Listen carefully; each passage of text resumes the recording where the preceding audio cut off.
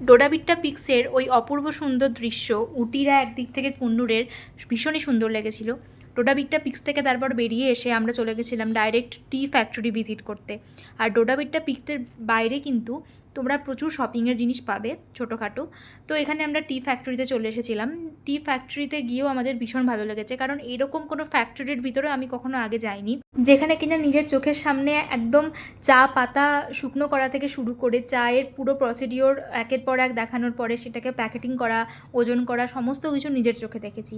তো তার আগে এখানে আমরা একটা মিউজিয়ামেও গেছিলাম, ওর ভিতরই টি মিউজিয়াম বলে, যেখানে কিনা অনেক কিছু লেখা ছিল আগেকার, কীভাবে চায়ের উৎপত্তি হয়, দেন ইন্ডিয়াতে কীভাবে আসে, সমস্ত কিছু আর কি।